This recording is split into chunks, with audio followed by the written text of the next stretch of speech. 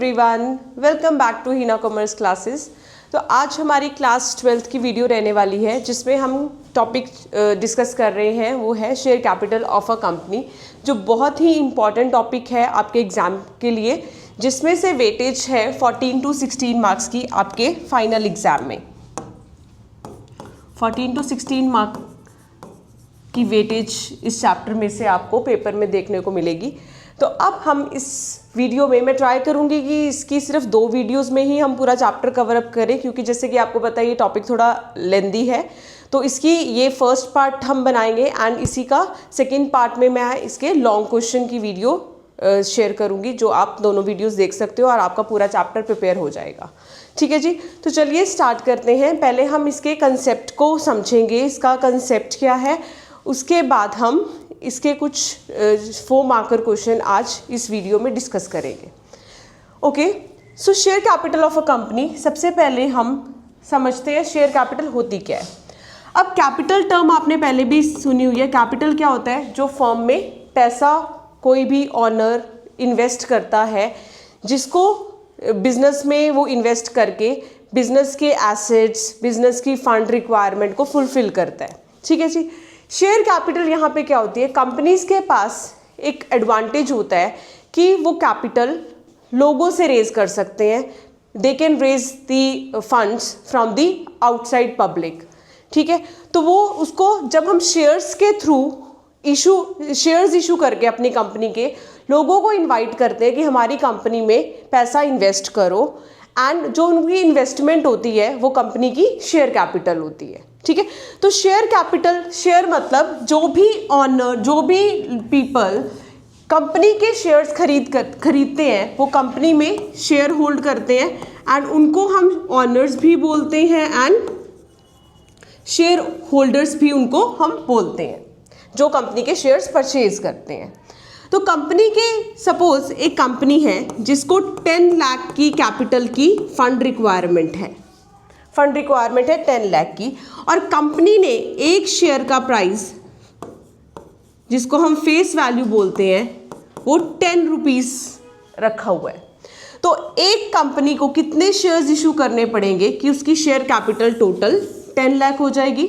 So number of shares कैसे हम calculate करेंगे? 10 lakh divide by 10, so number here will be 1 lakh. So अगर company 1 lakh shares लोगों को इशू करती है एंड हर एक शेयर होल्डर एक शेयर पे 10 रुपीज़ पे करेगा, तो 1 लाख इंटू 10, कंपनी के पास कितनी शेयर कैपिटल गैदर हो जाएगी? 10 लाख। ठीक है, तो ऐसे कंपनी अपने शेयर्स डिसाइड करती है कि कंपनी कितने शेयर्स पब्लिक को इशू करेगी और कितने शेयर्स में शेयर होल्डर्स इन्वेस्ट करेंगे। ठीक है जी। तो यहाँ पे जो ये शेयर कैपिटल है वो कंपनी की कैपिटल होती है, जिनको यूज़ करके कंपनी अपने बिजनेस को फाइनेंस कर रही है, अपनी फंड रिक्वायरमेंट को पूरा कर रही है। ठीक है, तो आगे चलते हैं। अब हम different types of share capital discuss करते हैं। Types of share capital. हाँ जी, first type of capital is authorised capital. Authorised capital, या इसको हम और क्या बोलते हैं? रजिस्टर्ड कैपिटल, या इसका थर्ड नेम है नॉमिनल कैपिटल। तो किसी भी कंपनी की ऑथराइज्ड कैपिटल या रजिस्टर्ड कैपिटल क्या होती है? जो कैपिटल कंपनी की मेमोरेंडम ऑफ एसोसिएशन में कैपिटल क्लॉज में मेंशन है कि कितनी total capital company maximum raise कर सकती है from the public by the way of issue of shares. तो कितनी मैक्सिमम कंपनी जो है वो लोगों से शेयर्स के थ्रू कैपिटल रेज कर सकती है, उसको हम बोलते हैं ऑथराइज्ड कैपिटल या रजिस्टर्ड कैपिटल या नॉमिनल कैपिटल। कभी भी कोई कंपनी रजिस्टर्ड कैपिटल से ज़्यादा शेयर्स की वैल्यू के शेयर्स इशू नहीं कर सकती है पब्लिक को। ठीक है जी। Second type of capital is issued capital. Now issued capital is always equals to, it can be equals to और it is always less than the authorised capital, क्योंकि अभी मैंने आपको बताया ऑथराइज्ड कैपिटल से ज़्यादा कभी भी कंपनी शेयर्स इशू कर ही नहीं सकती है। तो इशूड कैपिटल यहाँ पे क्या हुई, जो एक्चुअल कैपिटल कंपनी इशू कर रही है टू द पब्लिक एंड उनको इनवाइट कर रही है कि हमारे शेयर्स में सब्सक्राइब करो, तो वो कैपिटल है इशूड कैपिटल। तो इशूड कैपिटल का आपने ध्यान रखना है, इशूड कैपिटल कभी भी ऑथराइज्ड कैपिटल से ज़्यादा नहीं हो सकती, ठीक है। Third type of capital is subscribed capital.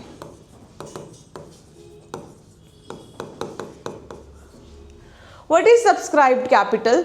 Subscribed capital वो कैपिटल होती है जितने शेयर्स के लिए जो लोग हैं या पब्लिक है वो एप्लीकेशंस सेंड करती है कंपनी को for purchasing the shares of the company, ठीक है।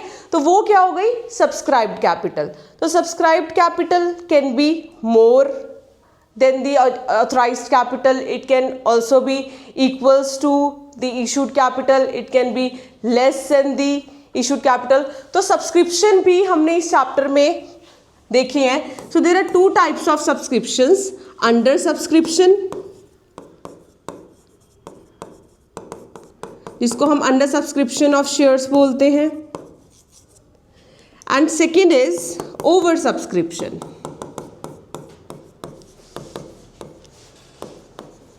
Over subscription of shares. Under subscription and over subscription में क्या डिफरेंस होता है? अंडर सब्सक्रिप्शन मीन्स जितने हमने कंपनी ने शेयर्स इशू किए हैं, अगर जो पब्लिक है उससे कम एप्लीकेशंस पब्लिक से रिसीव हुई हैं कंपनी को, उसको हम बोलते हैं under subscription. Under means less, ठीक है।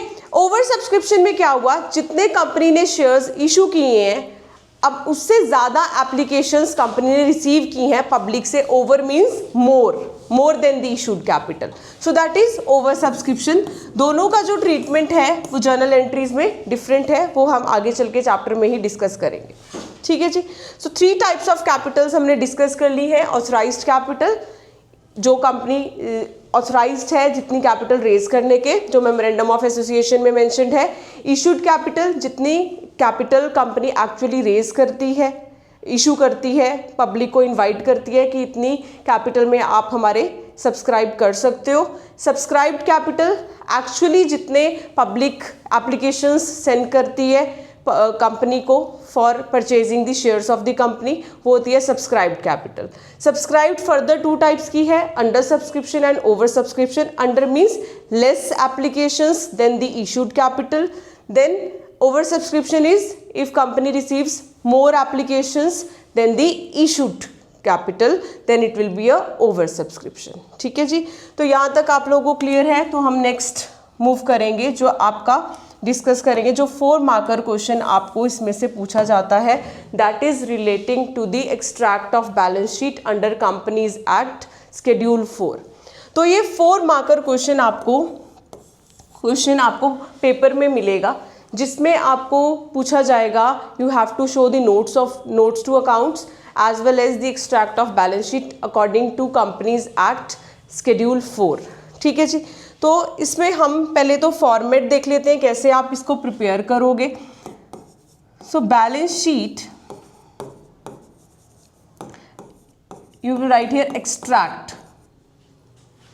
Why we are writing extract? Because we are not showing the full balance sheet, it is a part of balance sheet, that's why we write extract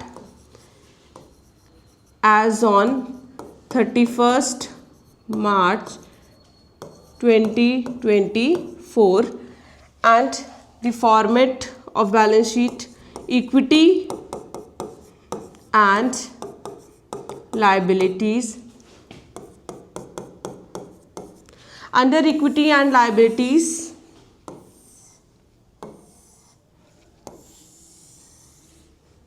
we have first shareholders fund. Under shareholders fund, A part is share capital and B is reserves and surplus.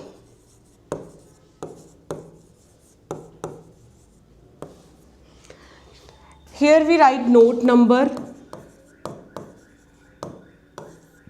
and amount.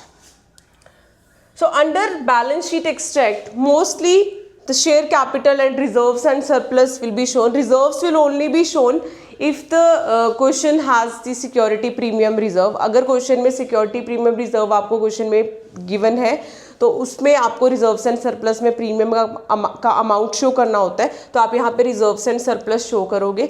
अगर premium नहीं है तो यहाँ पे सिर्फ ए part ही आप show करोगे which is share capital. ठीक है, अब इसको हम यहीं पे ब्लैंक छोड़ देंगे क्योंकि अमाउंट जो हमारा पोस्ट होगा वो हम नोट्स टू अकाउंट से ही पोस्ट करते हैं. Notes to accounts. So under notes to accounts we make note number 1 here and we write here share capital. किसका नोट बना रहे हैं हम? शेयर कैपिटल का. So note number 1 share capital. So under share capital all 3 types of capitals will be shown जो हमने अभी discuss किए है. ऑथराइज्ड कैपिटल, आपको क्वेश्चन में ऑथराइज्ड कैपिटल गिवन होगी कि कितने number of shares, 20,000, 10,000, 50,000, you will write the number of shares. Equity shares, if it is equity shares, you will write preference shares. If preference shares are there in the authorized capital, then you will write preference shares of rupees 10 each, 100 each, and multiply करके आपने amount जो है वो बाहर final authorised capital का लिख देना है. And you will make draw 2 lines underneath. Then after authorized capital we will show here issued capital.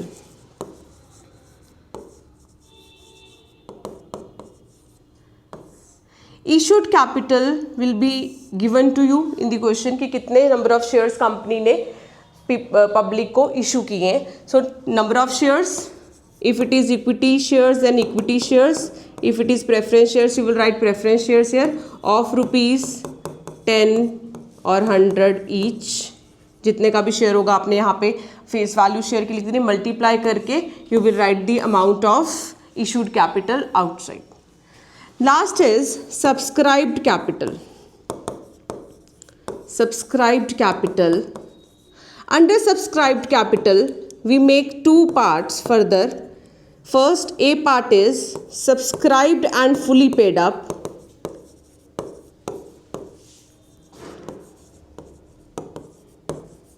And B part is subscribed but not fully paid up.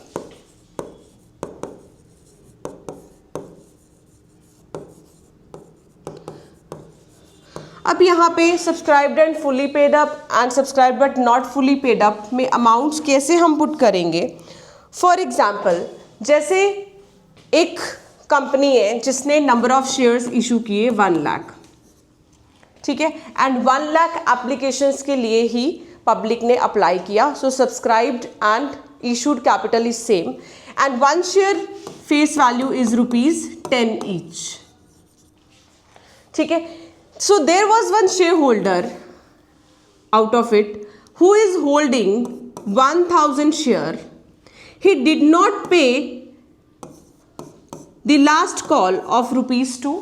ठीक है, जैसे कि आपको पता है कि शेयर्स में हमारे जो कॉल्स होते हैं कंपनी जो करती है वो लमसम वे में भी हो सकता है एंड 2 मेथड्स होते हैं, लमसम एंड इंस्टॉलमेंट. लमसम में क्या होता है, 10 रुपीज़ का अगर शेयर है तो कंपनी इकट्ठे ही पैसे कॉल करती है. लमसम में कंपनी को पे करना होता है सभी शेयर होल्डर्स ने इकट्ठा ही. सपोज मेरे पास 1000 शेयर्स हैं एंड लमसम वे है तो 1000 इंटू 10 मैं कंपनी को पे करूँगी 10,000 रुपीज़. बट अगर कंपनी चूज़ करती है इंस्टॉलमेंट वे तो इंस्टॉलमेंट में क्या होता है, कंपनी 10 रुपीज़ को स्प्लिट कर देती है 3 और 4 और 5 इंस्टॉलमेंट्स में. एंड हर इंस्टॉलमेंट पे जब भी कंपनी कॉल करेगी, रिक्वायरमेंट होगी कंपनी को, कंपनी कॉल करेगी एंड शेयर होल्डर इंस्टॉलमेंट में पैसे कंपनी को पे करता है. ठीक है, तो अगर इंस्टॉलमेंट मेथड में लास्ट कॉल 2 रुपीज़ की थी एंड एक शेयर होल्डर है जिसके पास 1000 शेयर थे, उसने 1000 शेयर पे लास्ट कॉल पे नहीं की है, तो ये इसको हम क्या बोलते हैं, कॉल्स इन एरियर. क्या बोलते हैं, कॉल्स इन एरियर्स. तो हमेशा इस टाइप के क्वेश्चन में जब भी कॉल्स इन एरियर होंगे हमने जो सब्सक्राइब्ड कैपिटल है वो 2 पार्ट्स में डिवाइड करनी है, subscribed and fully paid up and subscribed but not fully paid up. तो यहाँ पे देखते हैं, अगर 1 lakh total number of shares थे, इसमें से 1000 शेयर्स पे तो एरियर्स है, 99,000 शेयर्स ऐसे हैं जिन पे कोई भी एरियर्स नहीं है, जिन्होंने सारे मनी कंपनी को पे कर दी है। तो जिस पे कोई भी एरियर्स नहीं होते हैं वो शेयर्स आते हैं subscribed and fully paid up में, फुली पेड अप। बट जिन शेयर्स पे एरियर्स होंगे वो shares subscribed but not fully paid up की कैटेगरी में आएंगे, क्योंकि उन्होंने लास्ट कॉल पे नहीं करी है। तो यहाँ पे अब हम देखते हैं इसको हम इसमें कैसे पुट करेंगे। सो हमने फुली पेड अप में 99,000 शेयर्स पुट करने, 90,000 equity shares of ₹10 each and 90,000 को 10 से मल्टीप्लाई करके विल राइट हियर 9,90,000 एंड हमारे एरियस 1000 शेयर्स पे थे, वो सेकेंड कैटेगरी में हम शो करेंगे subscribed but not fully paid up पे। So that will be 1000 equity shares of ₹10 each, 1000 into 10, so 10,000 amount इस पे रिसीव होना था। बट कॉल्स इन एरियर्स हमारे हैं 1000 शेयर्स पे ₹2 के, सो 2000 के एरियर्स हैं, सो अमाउंट रिसीव्ड इज 8000, जो हम यहाँ पे ऐड कर देंगे। So it will be final amount will be 9,98,000 of subscribed capital.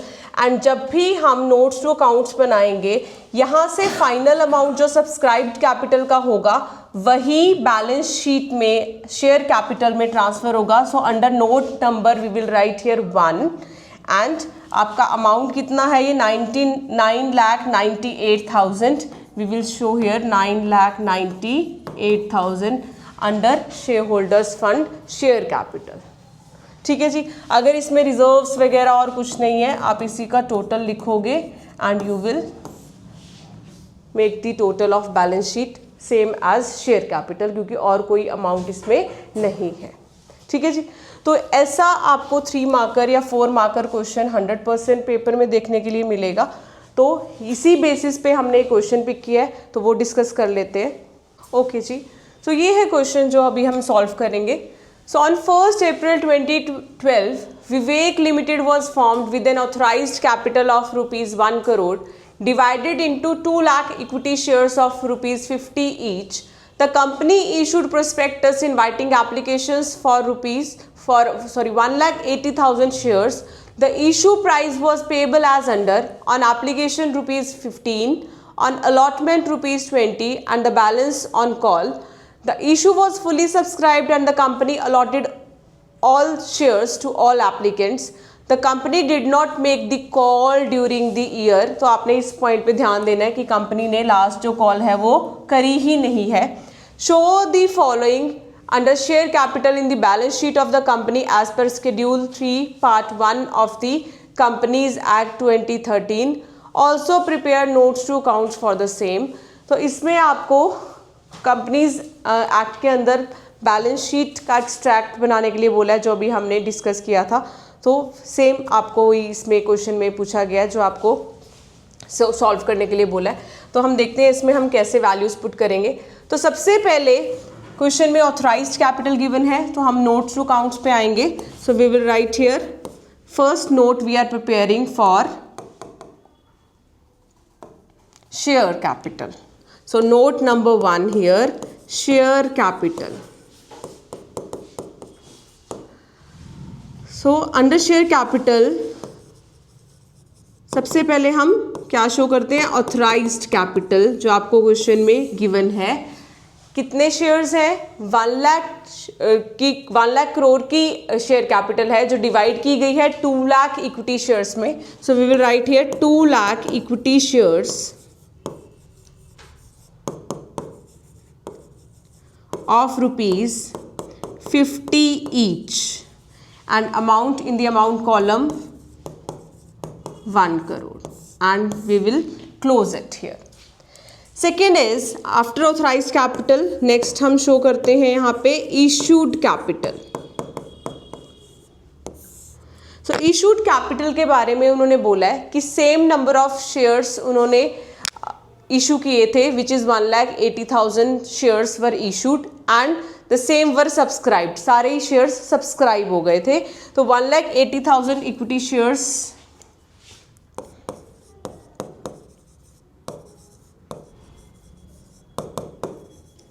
of rupees 50 each. So it will be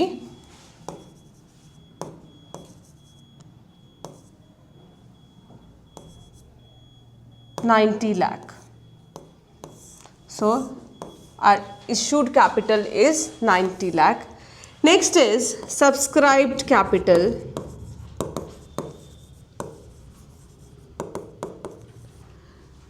Under subscribed capital, the number of shares subscribed are also same as issued capital. It's given in the question.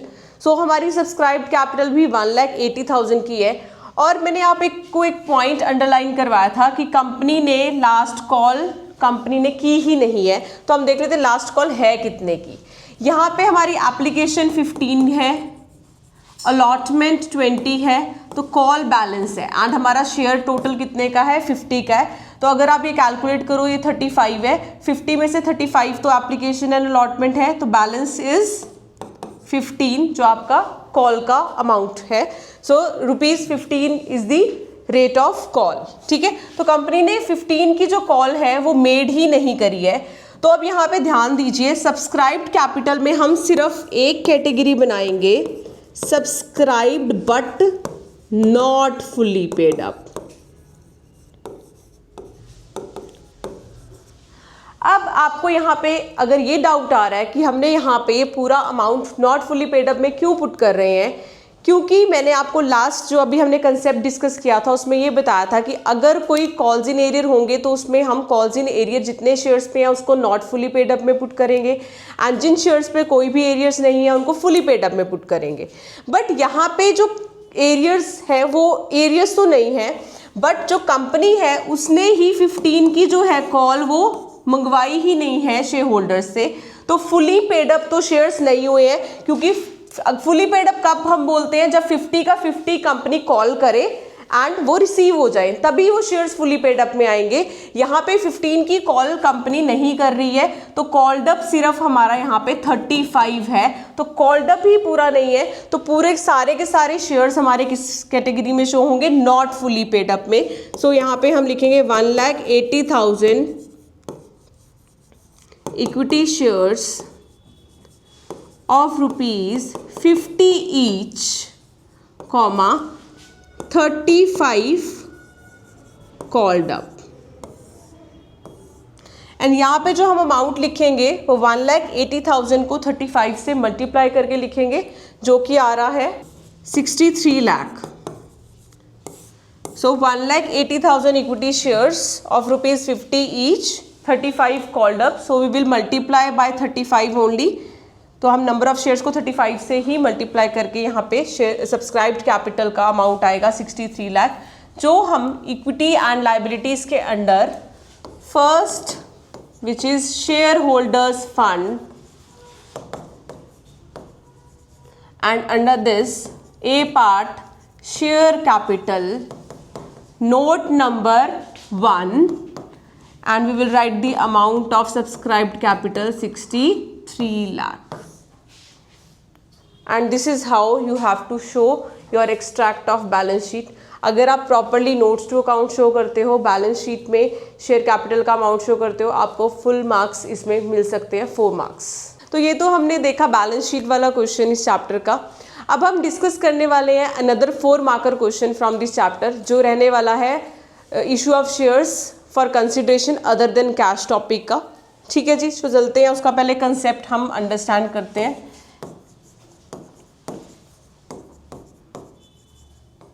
Issue of shares for consideration other than cash. पहले इसका हम meaning समझ लेते हैं। Normally जो company है वो shares क्यों इशू कर रही है? फंड्स रेज करने के लिए। कंपनी को कैपिटल की रिक्वायरमेंट है और कंपनी वो शेयर्स इशू करके फुलफिल कर रही है अपनी रिक्वायरमेंट, ठीक है। कंपनी के पास पैसा आ रहा है, कैश आ रहा है, बैंक में पैसा आ रहा है, ठीक है। तो अब ये वाला कंसेप्ट हमारा क्या कह रहा है कि हम कंपनी शेयर्स तो इशू कर रही है, बट कंपनी जो शेयर्स इशू कर रही है वो कैश के लिए नहीं कर रही है, वो फॉर सम अदर पर्पस कर रही है, for consideration other than cash. जिसमें क्या चीजें आ जाती हैं? या तो कंपनी ने कोई एसेट परचेज किया, एसेट परचेज किया और उनको पेमेंट करने की बजाय या तो पार्ट पेमेंट में हमने कंपनी के शेयर्स इशू कर दिए वेंडर को जिससे हमने एसेट परचेज किया है, या फुली पेमेंट के लिए हमने उनको अपने कंपनी के शेयर्स दे दिए। तो फर्स्ट इज एसेट परचेज के केस में हम शेयर्स इशू करते हैं, that is other than cash. Second can be issue of shares to promoter.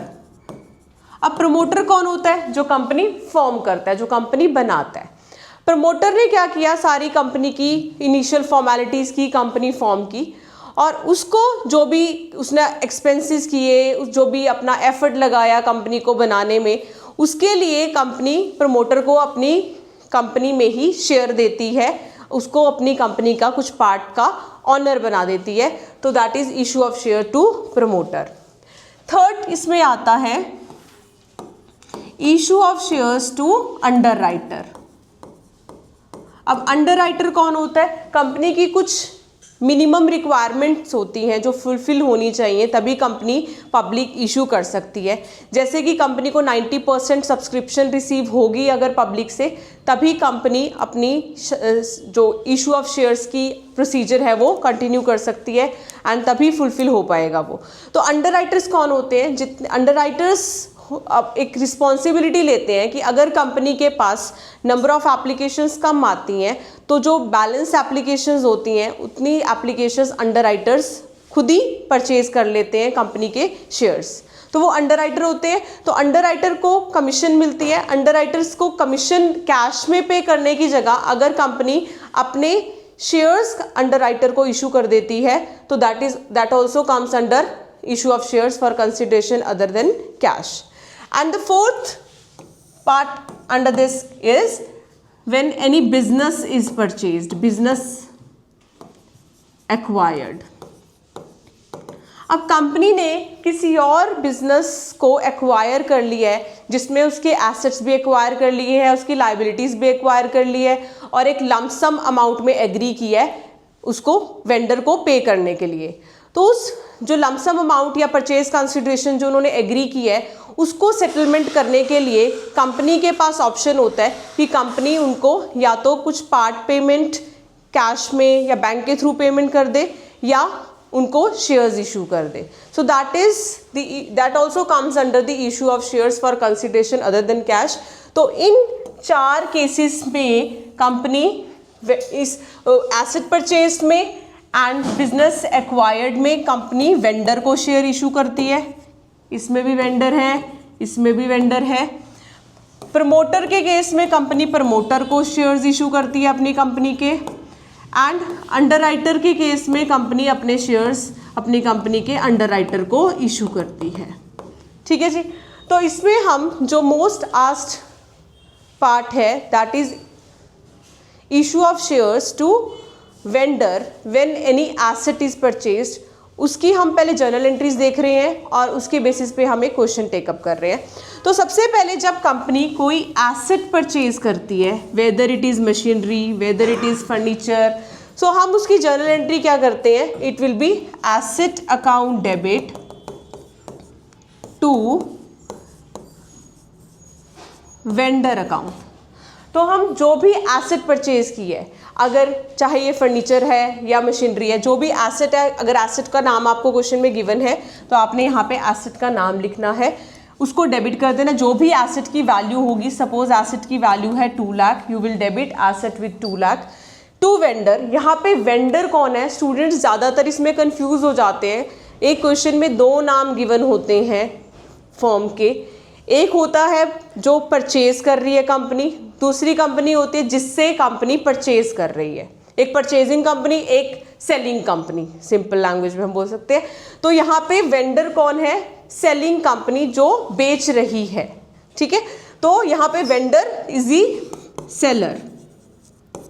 तो हमने यहाँ पे वेंडर का नाम क्रेडिट करना है। क्वेश्चन में वेंडर का आपको नेम गिवन होगा तो आपने उसी का नाम लिखना है। सेम अमाउंट यहाँ पे हम वेंडर में क्रेडिट कर देते हैं। सेकेंड एंट्री में शेयर्स हम वेंडर को इशू करेंगे। शेयर्स जैसे कि आपको पता है कि हम दो वे से इशू कर सकते हैं। Issue of share can be at par, second is issue of share can be at premium. तो दोनों केसेस में हम देखेंगे कैसे शेयर्स की इशू एंट्री हम पास करेंगे। So issue of shares at par, यहाँ पे हम करेंगे issue of shares at premium. At par का मतलब होता है अगर 10 रुपीज़ का शेयर है, 10 रुपीज़ का ही शेयर हम इशू कर रहे हैं, इसी वैल्यू पे हम शेयर इशू कर रहे हैं वेंडर को, that is issue of share at par. Premium का मतलब होता है फेस वैल्यू से ज़्यादा, more than face value. Face value से ज़्यादा पे जब हम शेयर इशू करते हैं तो हम उसको बोलते हैं issue of share at premium. अगर हम 10 वाला शेयर वेंडर को 12 के प्राइस पे इशू कर रहे हैं, that is issue of share eight premium. तो हम दोनों केसेस में एंट्री देख लेते हैं क्या होगी। So issue of share at par के केस में it will be vendor account debit to equity share capital. If it is preference share capital, here you will write preference share capital to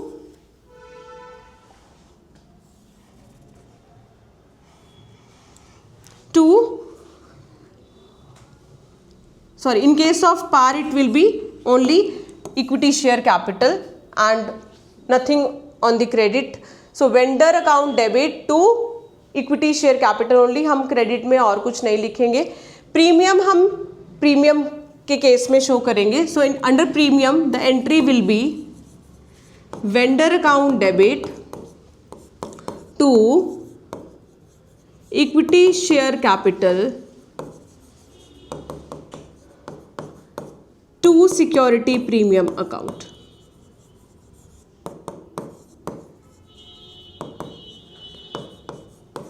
okay, so ये entry होगी। अगर तो पार पे हमने share issue किया है तो vendor to equity share capital, अगर हमने शेयर जो है वो प्रीमियम पे इशू किया है वेंडर को तो एंट्री होगी vendor account debit to equity share capital to security premium account. ठीक है जी। अगर हमने प्रीमियम पे शेयर इशू किया है, ये आपने ध्यान रखना है, जब भी शेयर प्रीमियम पे इशू होगा आपको number of equity shares calculate करने पड़ेंगे।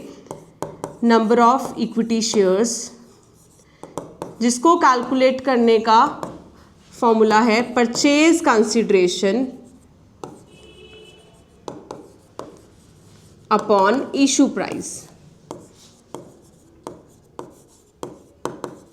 सो इससे आपके नंबर ऑफ इक्विटी शेयर्स आ जाएंगे। उस नंबर ऑफ इक्विटी शेयर से आपने सपोज 12 का हम इशू कर रहे हैं, so number into 12, number into face value share capital में एंड नंबर इंटू प्रीमियम का रेट इज 2 यहाँ पे सिक्योरिटी प्रीमियम में। Without calculating the number of shares आपने प्रीमियम वाली एंट्री में अमाउंट कभी भी पोस्ट नहीं करने हैं क्योंकि वो आपके गलत होंगे। तो जब भी प्रीमियम पे इक्विटी शेयर्स या प्रेफरेंस शेयर्स कंपनी ने इशू किए हैं वेंडर को, आपको हमेशा number of equity shares calculate करने पड़ेंगे जो purchase consideration upon issue price से डिवाइड करके आपके नंबर आएंगे एंड आप अमाउंट्स उसमें पुट कर दोगे। ये ध्यान रखना है कि जो इशू प्राइस होगा वो फेस वैल्यू प्लस प्रीमियम होगा क्योंकि प्रीमियम पे शेयर्स इशू हो रहे हैं। तो इसी कंसेप्ट के बेस पे अब हम एक क्वेश्चन डिस्कस करेंगे। तो ये क्वेश्चन अब हम सॉल्व कर लेते हैं based on the same concept. Sundaram limited purchase furniture for ₹3 lakh from Ravindram limited 1 lakh। ₹1 lakh were paid by drawing a promissory note in favor of Ravindram Limited. The balance was paid by issue of equity shares of ₹10 each at a premium of premium of 25%. Past journal entries in the books of Sundaram Limited.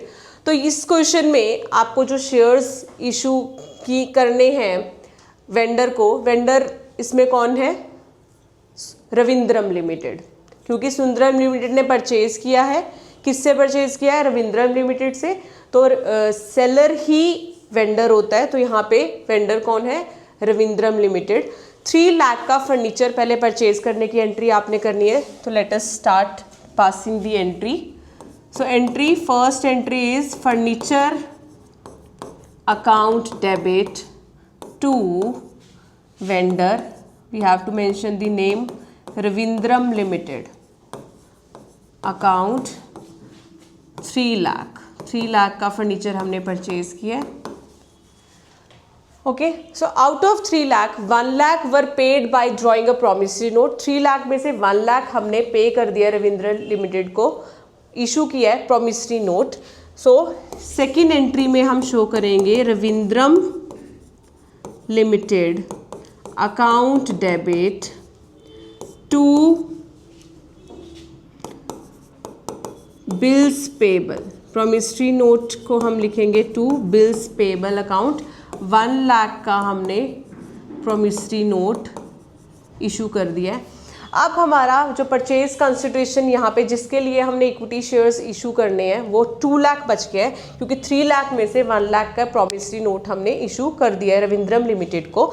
सो अब हमने 2 lakh purchase consideration के लिए journal entry पास करनी है for the issue of shares at premium. ठीक है जी, तो पहले एंट्री कर लेते हैं प्रीमियम वाली। Ravindram limited account debit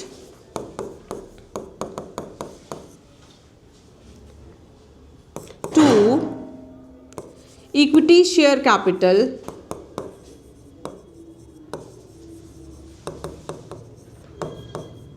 to security premium account.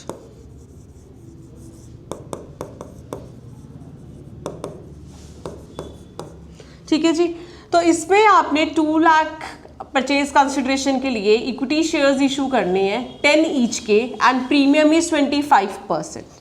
सो यहाँ पे हम number of equity shares calculate करेंगे, क्योंकि प्रीमियम के केस में आपको नंबर ऑफ शेयर्स कैलकुलेट करने ही पड़ेंगे। Without calculating number of shares you can not put the amounts.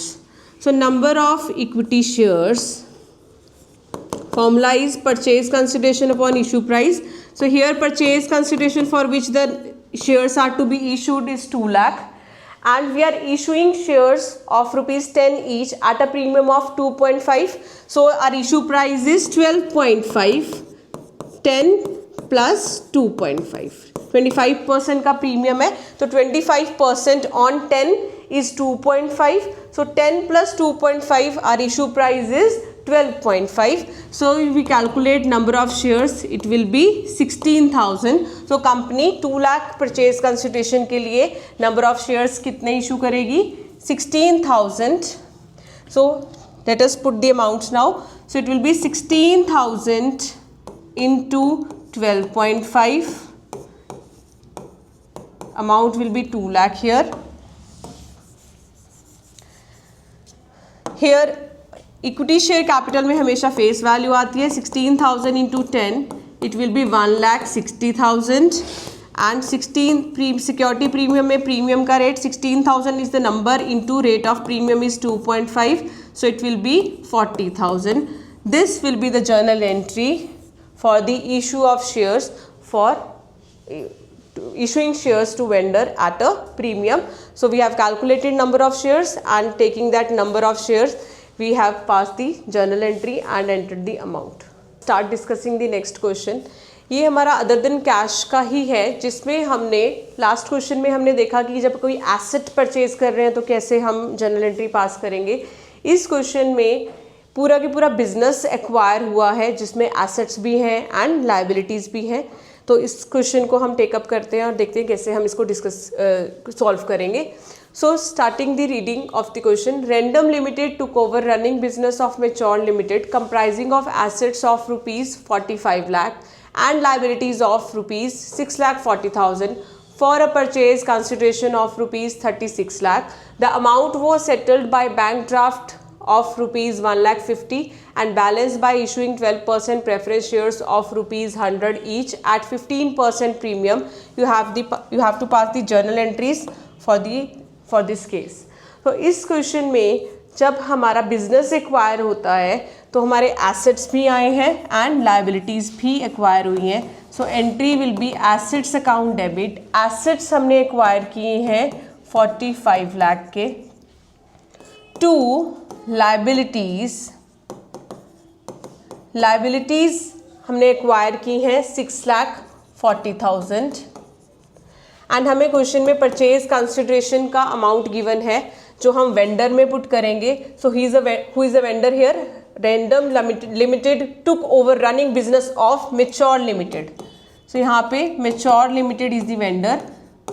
So mature limited में हम परचेज कंसिडरेशन का अमाउंट पुट करेंगे विच इज़ 36 लाख। ठीक है जी। अब हमें इस एंट्री को बैलेंस करना होता है।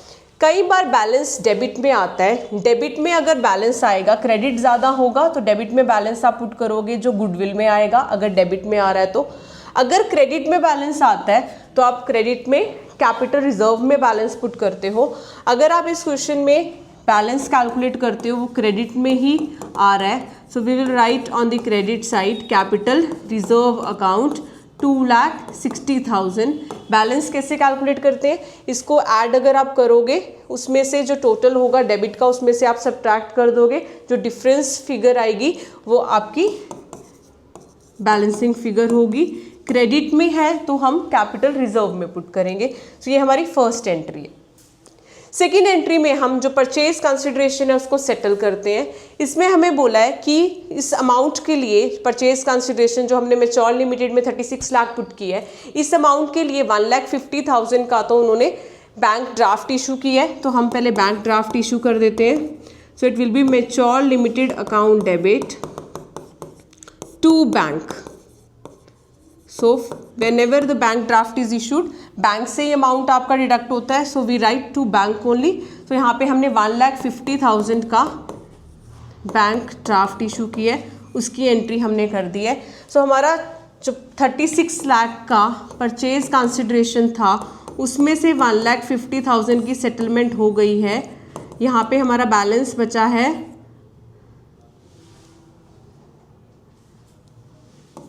33,50,000,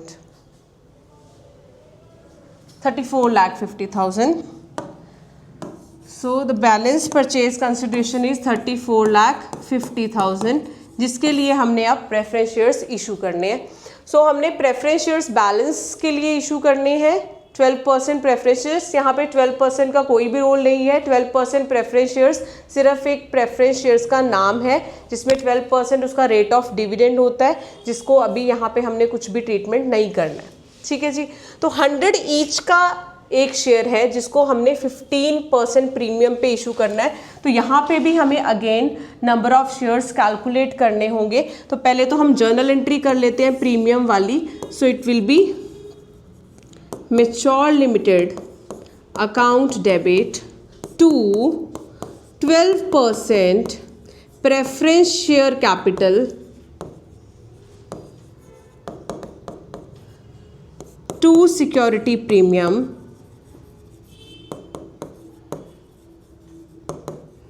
account. So let us first calculate the number. तो यहाँ पे हम number of preference shares calculate करेंगे which will be purchase consideration which is 34,50,000 divide by issue price which is 115। 100 का एक प्रेफरेंस शेयर है प्लस 15% प्रीमियम पे हम इशू कर रहे हैं। So issue price is 115। So number of shares comes out to be 30,000। तो यहाँ पर हमने कितने शेयर्स इशू करने हैं? 30,000। तो यहाँ पे 30,000 into 115 which will be 34,50,000। Preference share capital में फेस वैल्यू आती है 30,000 into 100, so this will be 30 lakh. And under premium 30,000 into rate of premium which is 15, 4,50,000। ठीक है जी। So this will be the journal entry for the issue of shares to mature limited at a premium of 15%। सो यहाँ पे हमारा ये question complete होता है। तो ये था हमारा शेयर कैपिटल चैप्टर। तो अगर ये आपको वीडियो पसंद आई है तो प्लीज़ हमारी वीडियो को लाइक करिए, शेयर करिए एंड हमारे चैनल को सब्सक्राइब करिए अगर अभी तक आपने सब्सक्राइब नहीं किया है। Thank you so much. Happy learning.